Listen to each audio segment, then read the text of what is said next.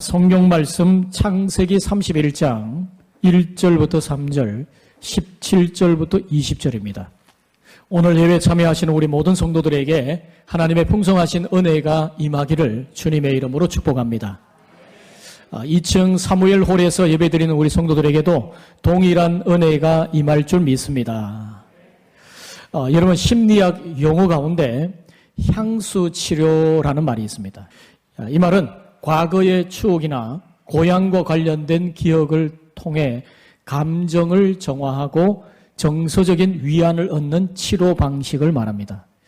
또 고향 효과라는 것이 있어요. 고향을 방문할 때 신체적, 심리적 건강에 긍정적 영향을 주는 현상.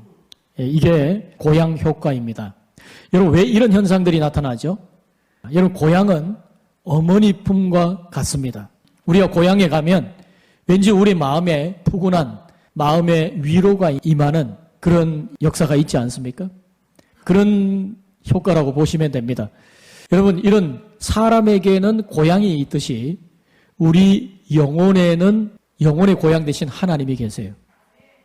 여러분, 사람이든 동물이든 귀소 본능이 있습니다. 그래서 고향으로 돌아가고자 하는 그런 현상들이 나타나요.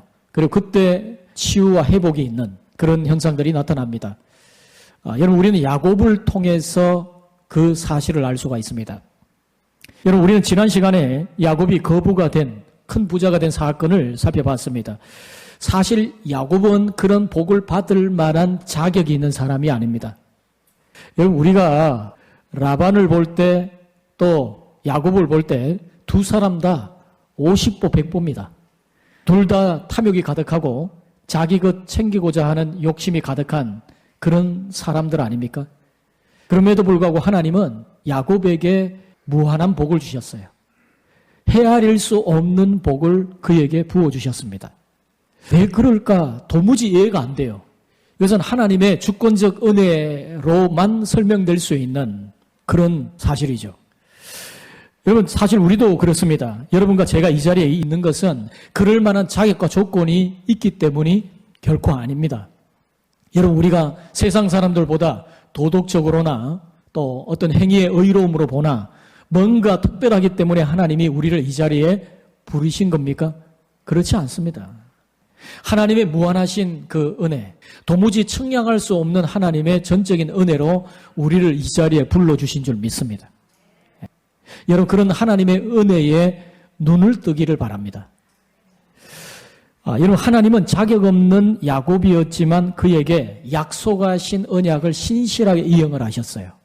그래서 그의 자녀들이 번성케 되도록, 물론 가정적인 여러 결함이 있지만 그런 가정적인 연약함과 인간적인 결함 속에서도 이 야곱의 자녀들이 많이 태어날 수 있도록 번성의 복을 주셨어요.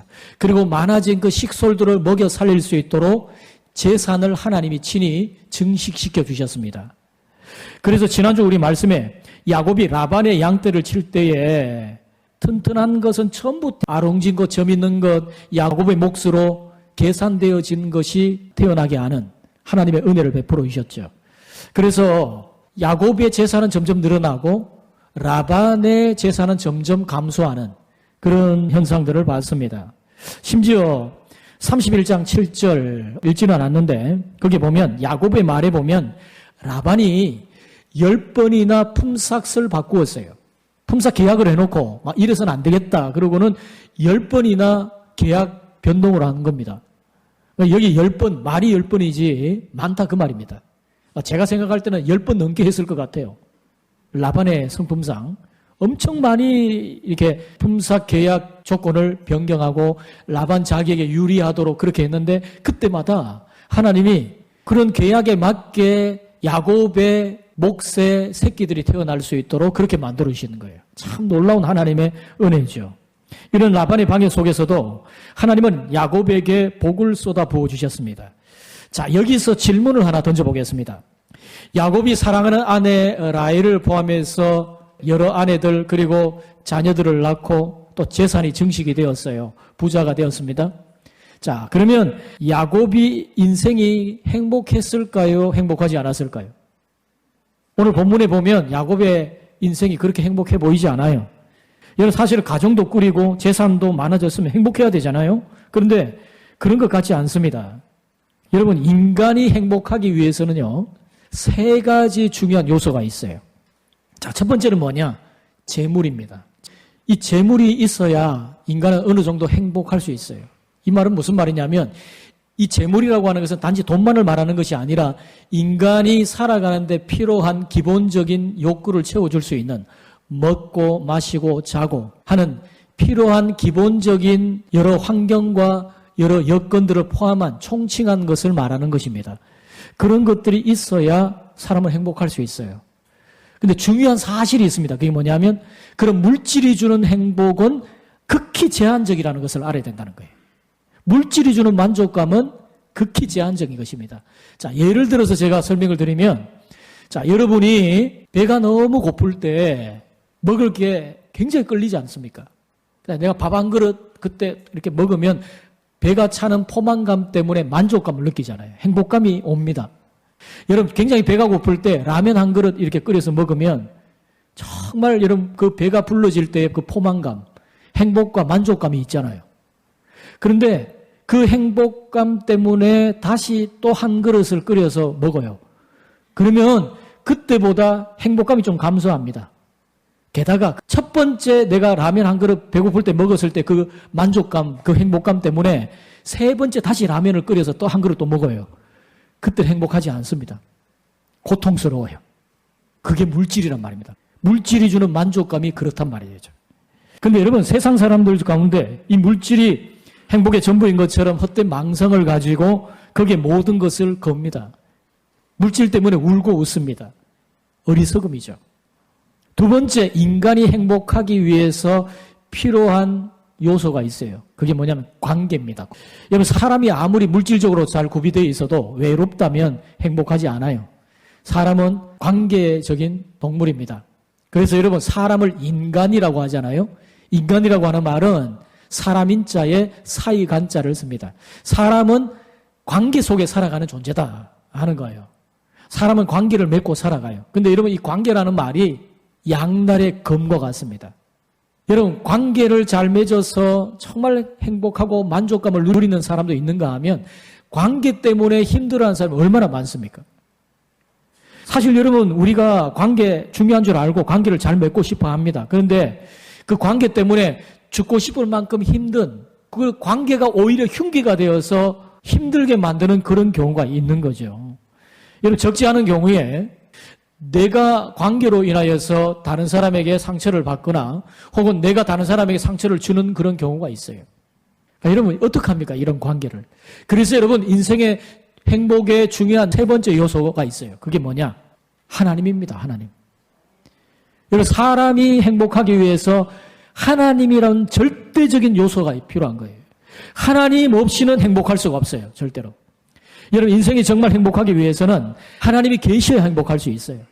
만약 그 인생에서 하나님이 없다고 한다면 시편 127편에 솔로몬이 노래했던 것처럼 여호와께서 집을 세우지 아니하시면 세우는 자의 수고가 헛되며 여호와께서 성을 지키지 아니하시면 파수꾼의 깨어 있음이 헛되도다. 너희가 일찍이 일어나고 늦게 누우며 수고의 떡을 먹음이 헛되도다 이렇게 말합니다. 자기의 집을 세우기 위해서 노력을 하고 또 그것을 지키려고 성을 쌓고 아침부터 저녁까지 열심히 수고의 떡을 먹는데 헛되다는 거예요. 왜? 하나님이 안 계시면 헛되다는 거예요. 왜? 하나님이 우리의 인생의 절대적인 행복의 요소이기 때문에 그래요. 하나님 없는 인생은 다 이러면 헛된 인생이고 가치 없는 인생이고 허무한 인생일 뿐입니다. 여러분 그런 의미에서 자 우리끼리 하는 이야기인데 여러분 우리는 세상 사람들보다 무지무지하게 행복한 인생들인 줄 믿습니다. 아멘이 그것밖에 안 나옵니까?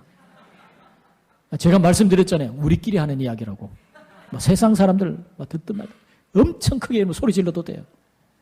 여러분 우리는 세상 사람들과 비교해서 엄청나게 행복한 인생들인 줄 믿습니다.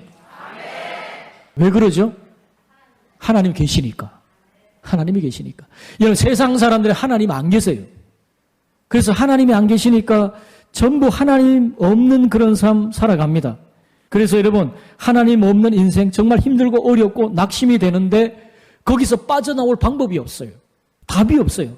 어쩔 줄 몰라요. 그러니까 여러분 절망하잖아요. 근데 여러분, 우리는 하나님 아버지가 계시죠.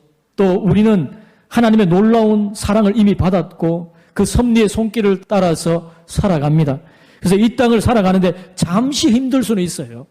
잠시 절망도 있을 수 있어요. 그러나 끝까지 불행할 수는 없어요. 왜냐하면 이거 다 그냥 지나가는 거거든요. 하나님이 우리를 향해서 완벽한 그림을 가지시고 우리를 이끌어 가십니다. 그런 복된 그림을 그리고 하나님이 우리의 인생을 이끌고 가시는데, 우리가 야곱의 인생을 보면 야곱의 인생 속에 어렵고 힘들고 고난이 오고 위기도 있고 그렇게 인생이 지나가는데, 하나님은 야곱을 향한 완벽한 그림을 가지시고 야곱의 인생을 이끌어 가세요. 우리도 마찬가지예요, 여러분. 우리가 잠시 이 땅에서 어려울 수 있고 고난도 당하고 낙심도 되지만 이거 잠시 지나가는 거거든요. 언젠가 하나님이 우리에게 주실 놀라운 그림이 있거든요. 그래서 우리는 이미 그런 답을 가지고 살아가는 사람들이니까 우리는 이미 행복한 사람들인 줄 믿습니다. 그러니까 이겨내는 것이고 오히려 하나님 때문에 행복할 수 있는 겁니다. 여러분, 그런 의미에서 오늘 야곱의 인생을 한번 보십시다. 여러분, 야곱이 많은 가축을 소유해서 큰 부자가 되었어요. 물질을 많이 소유한 겁니다. 나는 언제 내 집을 세우리까? 그래서 라반과 협상을 해서 라반의 방해 속에서 그는 하나님의 전적인 놀라운 은혜로 인하여서 엄청난 부자가 되었어요. 그는 물질을 얻으려고 치열하게 삶을 살았습니다. 그런데 여러분, 물질 얻고 나서 야곱이 행복했나요? 그런 것 같아 보이지 않아요. 왜냐? 그는 더 중요한 것을 잃어버렸어요. 여러분, 야곱의 인생 속에 행복의 첫 번째 요소인 재물은 얻었단 말입니다. 근데 두 번째 요소인 관계를 잃어버렸어요. 그 불행한 인생 됩니다. 자, 1절, 2절 말씀 우리 같이 한번 읽어봅니다. 야곱이 라반의 아들들이 하는 말을 들은즉 야곱이 우리 아버지의 소유를 다 빼앗고 우리 아버지의 소유로 말미암아 이 모든 재산을 모았다 하는지라. 야곱이 라반의 안색을 본즉 자기에게 대하여 전과 같지 아니하더라. 아멘. 여러분, 라반이 누굽니까? 가까이로는 외삼촌. 그 당시에는 근친 결혼이 있었으니까 장인이죠. 장인도 그냥 장인이 아니에요. 겹장인이라고 들어보셨습니까? 네? 겹장인이에요. 그러니까 여러분, 야곱에게 있어서 이 라반이 얼마나 중요한 사람이냐? 그 집안의 가장인 겁니다. 근데 그 가장과 지금 관계가 틀어졌어요. 외삼촌 라반의 얼굴이 안색이 돌아갔어요. 얼마나 힘듭니까? 그 인생 속에 가장 중요한 장인인데 말이죠. 가정의 가장인데 말이죠. 도무지 이 관계를 어떻게 해결해 보려고 하는데 해결이 되지 않는 이 그 관계 속에 얼마나 불편하겠습니까? 여러분, 사실은 이 둘 관계가 정말 좋은 관계여야 되는데 서로 증오하고 서로 어떻게 하면 내 것 챙길까 서로 눈치를 보면서 경쟁하듯이 그렇게 살아가는 인생이란 말이죠. 어느 정도인가? 여러분, 4절 이하에 우리가 읽지는 않았는데 야곱이 이제 식솔들을 다 데리고 떠나가려고 할 때에 라반이 알까봐 어떻게 합니까? 라반의 두 딸, 라헬과 레아, 자기에게는 아내죠. 이 아내를 몰래 들판으로 불러가지고 몰래 도주할 모의를 하는 거예요. 이 무슨 말이냐 하면 당신 아버지 알면 안 돼. 그 말이거든요. 아무도 몰라야 돼. 이런 말이잖아요. 여러분, 사실 보세요. 이게 가족이고 가장 중요한 장인이고 가장인데 이런 불편한 관계가 돼버렸어요. 야곱이 행복할까요? 행복하지 않습니다. 관계가 다 틀어졌는데 뭐가 행복합니까? 라반의 아들들, 그러니까 야곱의 이 처남들이 뭐라고 말하죠? 지금 야곱이 아버지의 재산을 다 빼앗아서 스스로 지금 배를 불리고 있다. 여러분, 이렇게 이야기를 하는데 이게 사실입니까? 아닙니까? 사실이 아닙니다. 하나님이 몰아준 거지 그렇게 한 게 아니에요. 여러분, 야곱이 얼마나 억울하겠어요. 힘들잖아요. 장인의 얼굴이 돌아갔어요. 표정이. 오늘 본문에 보니까 성경에는 안색이 전과 같지 않다. 부드럽게 이렇게 표현을 했지만 완전히 얼굴이 돌아갔어요. 서로 죽을 것처럼 힘들다 그 말이죠. 얼굴 보는데 불편한 건 모르겠습니까? 얼굴이 다 드러나는데. 매일 보고 살아야 되는데 얼마나 힘들겠어요. 불행하고 너무 힘든 거예요. 그런데 어떻게 벗어날 방법이 없는 상황입니다. 그래서 결국 야곱이 첫 번째 행복의 요소인 물질을 얻었지만 두 번째 요소인 관계가 틀어짐으로써 불행하게 된 거예요. 행복하지 않습니다. 여러분, 우리 주변에 보면 그런 가정 많습니다. 물질을 얻으려고 그렇게 몸부림쳐서 부자는 되어도 관계가 틀어져서 부부 사이가, 부모와 자식 사이가, 형제 사이가 원수처럼 힘겨운 그런 관계 많습니다. 그런 망가진 관계에서 어떻게 인생이 행복할 수 있냐 말입니다. 정말 안타까운 그런 이야기가 우리 주변에 많아요. 결국은 야곱이 자기 집을 세우기 위해서 행복한 인생을 살기 위해서 노력을 했는데 그런 치열한 노력에도 불구하고 그는 불행했습니다. 자, 그런데 성경은 여기에서 놀라운 반전을 보여줘요. 야곱이 인생의 행복의 요소 두 번째 관계에서는 실패해서 불행했지만 놀랍게도 야곱에게는 인생을 행복하게 하는 세 번째 요소가 있었던 거죠. 그게 반전입니다. 자, 3절 말씀 같이 한번 읽어봅니다. 여호와께서 야곱에게 이르시되 내 조상의 땅 내 족속에게로 돌아가라. 내가 너와 함께 있으리라 하신지라. 자, 여러분 누가 개입하시죠? 하나님이 개입하셨어요. 그가 과거에 가장 힘들었던 그때에 베델에서 만나주셨던 그 하나님이 이제 야곱의 인생에 개입하셨어요. 그래서 놀라운 반전이 일어납니다. 자, 13절에 야곱이 두 아내 라헬과 레아를 설득하면서 이렇게 말을 해요. 같이 한번 읽어보십시다. 나는 베델의 하나님이라 내가 거기서 기둥에 기름을 붓고 거기서 내게 서원하였으니 지금 일어나 이곳을 떠나서 내 출생지로 돌아가라 하셨느니라. 아멘. 자, 여러분 이 이야기를 하고 있는 야곱은 더 이상 불행한 모습이 보이지 않습니다. 말에 확신이 있고 꿈이 있어요. 무력하지 않습니다. 왜냐하면 하나님의 음성을 들었기 때문에요. 여러분 그 음성에 순종해서 인생의 확실한 방향을 잡았기 때문에 그는 더 이상 불행하지 않아요. 여러분 사람이 힘들고 어렵고 고난이 와도 꿈과 비전이 있으면 견뎌냅니다. 뭔가 기대하는 바가 있다면 견뎌낼 수 있다는 거예요. 여러분이 혹시 아주 좋은 집을 좋은 아파트 이렇게 분양을 받아서 이제 들어가는데 그 들어가는 기간 동안에 새빵살이 잠시 해요. 힘들까요? 안 힘들까요? 안 힘들어요. 왜? 이제 조금 있으면 가니까, 그게. 그러니까 여러분, 꿈과 비전이 있는 사람은 힘들어도 그걸 견뎌낼 수 있는 거예요. 지금 야곱이 하나님의 음성을 들었어요. 하나님의 그 음성 속에서 비전을 봤어요. 내가 인생에 가야 될 바가 무엇인가? 인생의 방향이 분명해졌어요. 그러니까 야곱은 지금 인생에 더 이상 불행하지 않습니다. 네. 여러분, 야곱이 지금 떠나자라는 말에 부인 라헬과 레아가 그대로 순종합니다. 이게 억지로 아니라 그대로 순종을 하죠. 이게 중요합니다. 이게 무슨 말이냐면 이제부터는 이 가정의 가장이 라반이 아니라 야곱이 되었다는 거예요. 야곱이 한 가정의 가장으로서의 권위를 가지게 되었다 그 말입니다. 전에는 차가살이 덤으로 얹혀 사는 그런 신세였는데 이제 진정한 의미에서 야곱이 자기 집을 세우게 된 거죠. 여러분 야곱이 이제 고향 가나안 땅으로 돌아간다는 것이 왜 그렇게 중요하죠? 그것은 언약의 땅으로 하나님과의 관계의 여정 속으로 들어가는 것이에요. 그러니까 거기에는 하나님의 언약의 땅이 있잖아요. 그러니까 약속의 땅으로 가야 되는 겁니다. 그러니까 야곱이 지금 타향에서 바다나람에서 아무리 부자가 되고 거기서 뭐 잘 먹고 잘 살아도 그거는 어디까지나 나그네 인생일 뿐이에요. 떠도는 인생이다 그 말이죠. 그런데 여러분 이제 그는 고향으로 베델의 하나님께로 하나님의 언약의 백성으로의 삶으로 돌아가는 것입니다. 여러분 이게 진짜 행복한 거죠.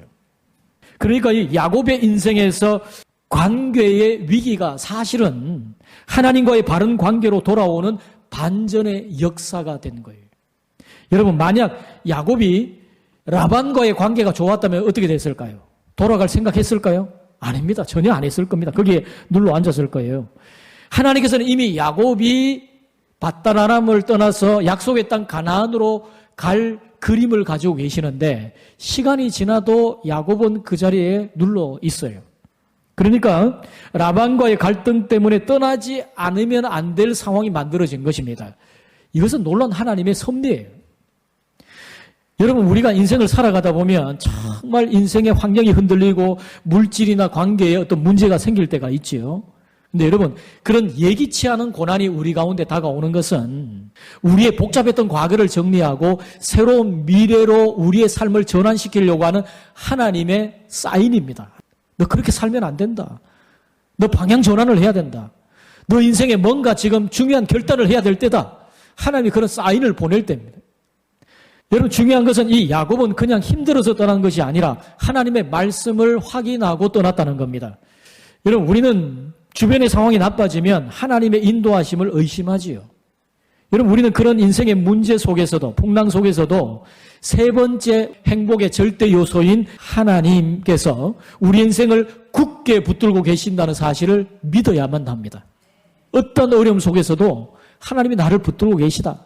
그 사실을 굳게 붙들으셔야 돼요. 여러분, 결국 야곱의 설득에 두 아내 라헬과 레아가 동의를 합니다. 여러분, 이게 얼마나 중요하냐 하면 야곱이 떠나려고 할 때에 두 아내 라헬과 레아가 동의 안 하면 안 되는 거예요. 왜죠? 이 두 아내는 누구의 딸입니까? 라반의 딸이에요. 그러니까 두 사람이 동의를 해줘야 떠날 수 있는 겁니다. 자, 14절부터 16절 한번 읽어봅니다. 라헬과 레아가 그에게 대답하여 이르되 우리가 우리 아버지 집에서 무슨 분깃이나 유산이 있으리요?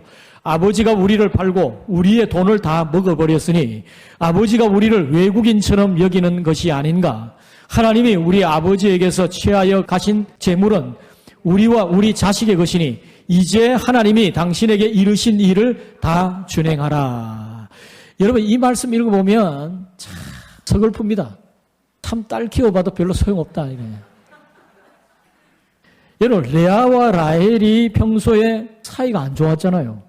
이 둘이서는 뭐 엄청 투기하고 시기하고 이게, 그래서 그 시기와 투기 때문에 자기의 몸종까지 그 도구로 삼아가지고 엄청나게 이 경쟁하는 그런 관계 아닙니까? 그런데 여러분, 이 순간 이들이 위기 상황을 딱 만나니까 둘이 짝짝꿍이 되어가지고 남편에게 착 붙어버려요.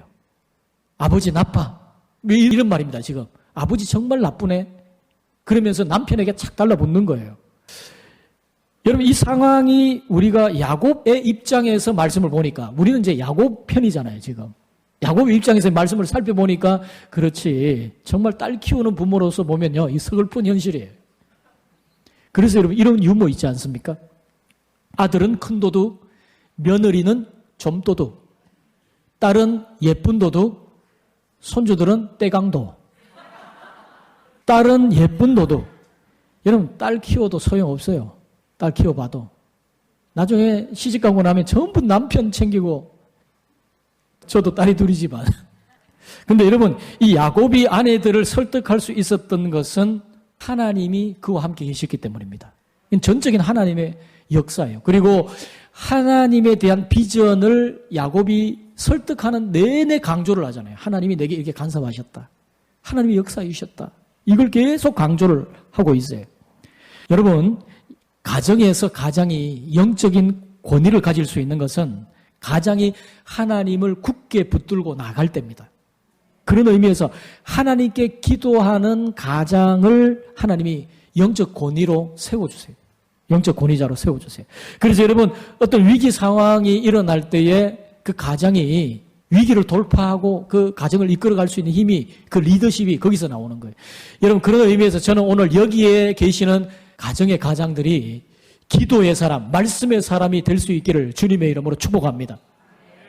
여러분, 드디어 이 야곱이 라반의 곁을 떠나서 고향으로 돌아가는데, 자, 17절부터 20절 우리 같이 읽습니다. 야곱이 일어나 자식들과 아내들을 낙타들에게 태우고 그 모은 바 모든 가축과 모든 소유물 곧 그가 받던 아람에서 모은 가축으로 이끌고 가나안 땅에 있는 그의 아버지 이삭에게로 가려 할세. 그때에 라반이 양털을 깎으러 갔으므로 라헬은 그의 아버지의 드라빔을 도둑질하고 야곱은 그 거취를 아람 사람 라반에게 말하지 아니하고 가만히 떠났더라. 아멘.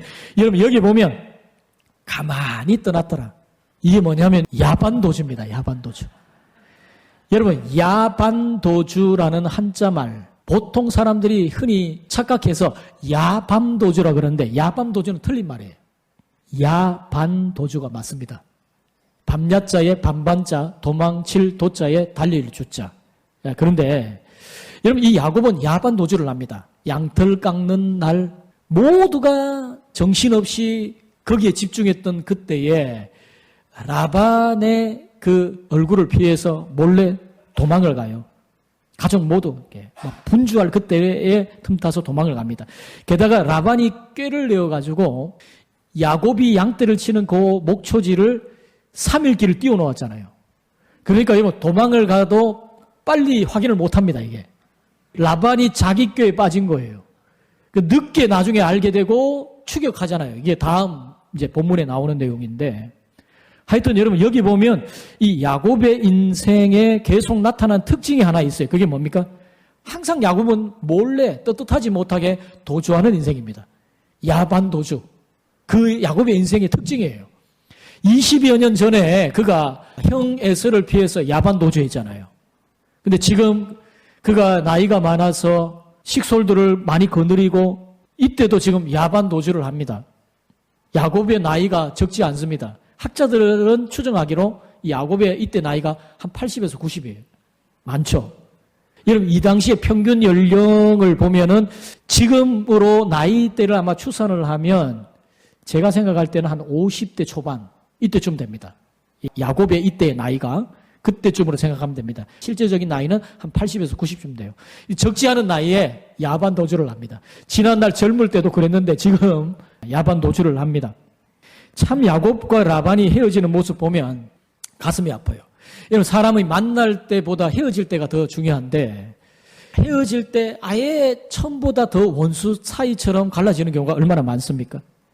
특별히 여러분 사업 동업자들이 서로 갈랐을 때 서로 그냥 헤어지는 게 아니고 악감정 가지고 막 원수 사이가 돼서 헤어지는 경우가 참 많아요.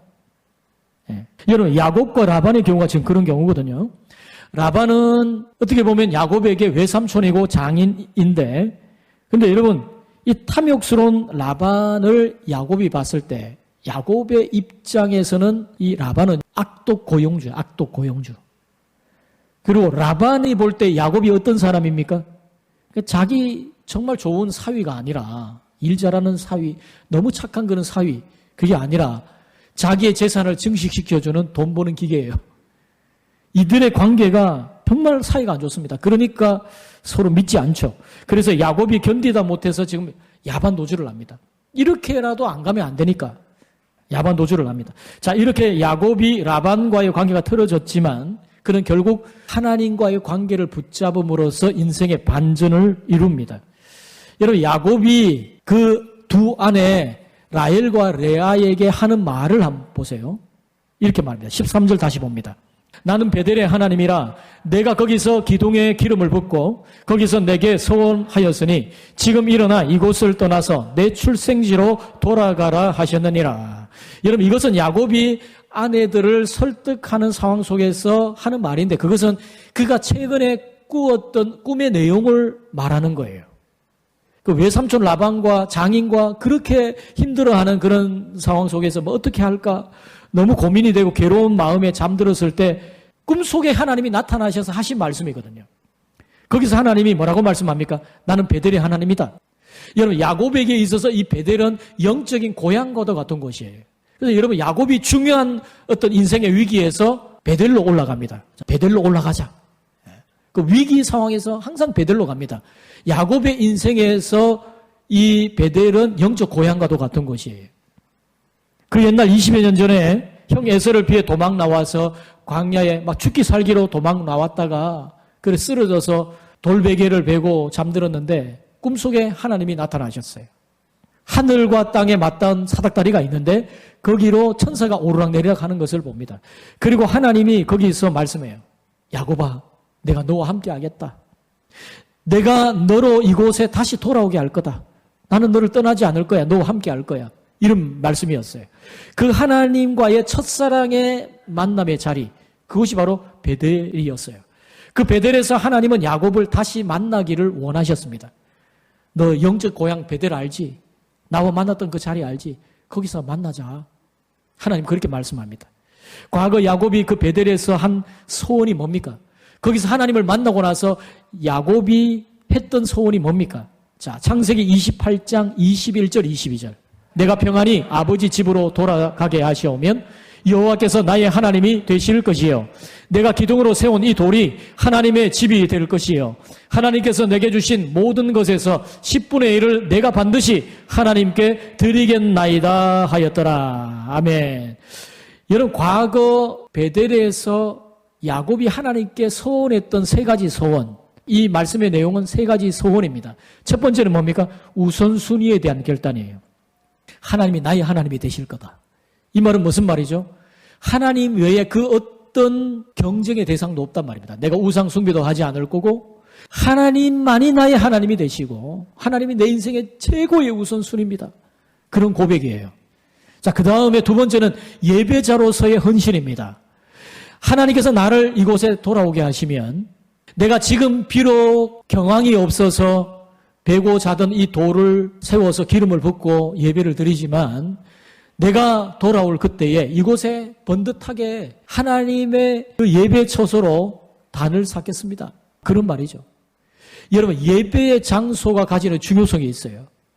여러분, 예배의 자리는 하나님이 임재하시는 자리입니다.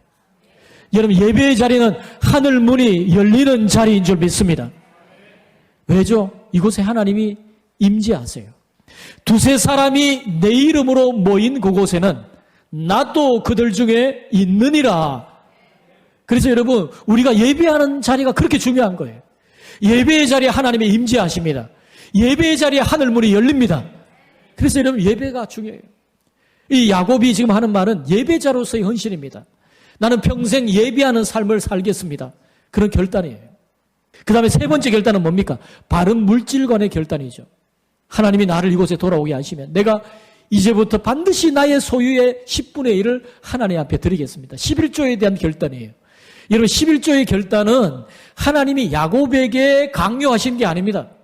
그가 자발적으로 하나님의 은혜에 감사하게 되었을 때 그 인생 전체가 하나님의 손에 붙들리고 있다는 사실을 그가 알게 되었을 때 그가 자원해서 하나님 앞에 드리겠다고 고백한 거예요.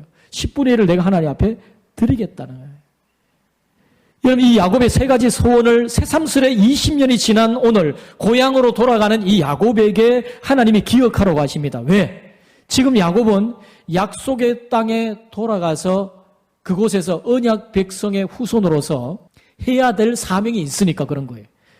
그 사명과 비전이 이 베델의 소원 속에 담겨져 있어요. 여러분, 이 바른 물질관에 대한 이 결단이 왜 이렇게 중요합니까? 이건 자원하는 것이거든요. 자원해서.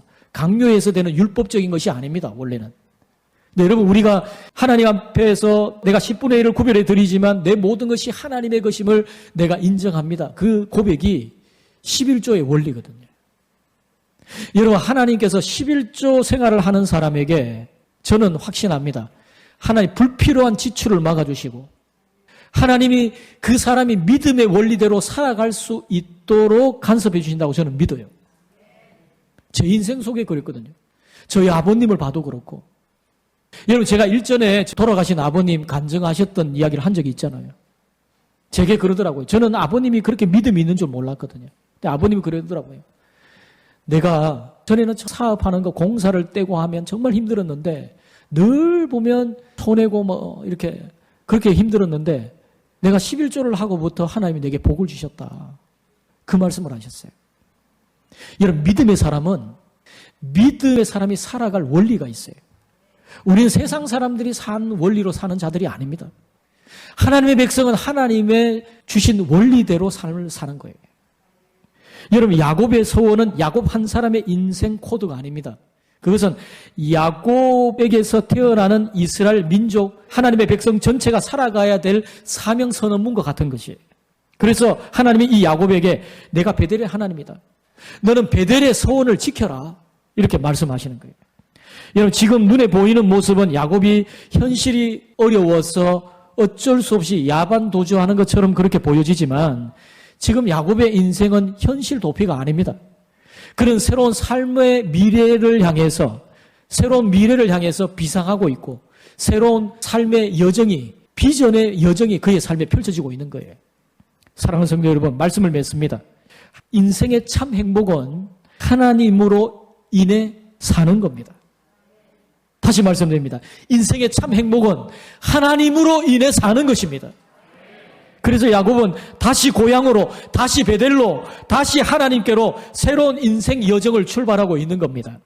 여러분, 제가 서두에 향수 치료, 고향 효과에 대해서 여러분께 말씀을 드렸는데, 여러분의 인생에 문제가 있습니까? 영혼의 고향 대신 주님의 품에 안기셔야 됩니다. 그때 하나님의 치유와 회복의 역사가 있게 될 줄 믿습니다. 여러분 인생 속에 혼돈 속에 있습니까? 뭔가 내 인생에 풀리지 않는 실타래가 얽힌 것처럼 혼돈과 너무나 힘겨운 그런 문제 속에서 도무지 어디서부터 내 인생의 문제를 풀어가야 될지 모르는 그런 상황 속에 여러분 있습니까? 아니 구체적으로 나는 스스로 불행하다고 여기시는 분이 혹시 이 자리에 있나요? 아니 나는 행복하지 않다. 그렇게 생각하시는 분 혹시 이 자리에 있습니까? 오늘 야곱처럼 저와 여러분 인생 또한 하나님으로 인해 행복한 인생 되기를 바랍니다. 여러분 행복의 요소 3가지, 물질, 관계, 이게 깨어져도 여러분 하나님과의 관계 속에 들어가면 살 길이 열리고 문제의 해결점이 보이고 하나님 주신 놀라운 그 반전의 역사가 진행이 됩니다. 여러분 우리는 믿음의 백성들이에요. 믿음의 백성은 믿음의 백성들답게 살아가야 될 삶의 원리가 있습니다. 세상 사람들의 살아가는 자신의 힘으로 어떻게든지 발부동치는 그런 인생이 아니라 하나님이 복 주시는 인생, 하나님이 그 멋진 그림을 가지고 그려가시는 그런 인생, 여러분의 인생이 그런 복된 인생인 것을 잊지 않고 살아가시기를 주님의 이름으로 축원드립니다.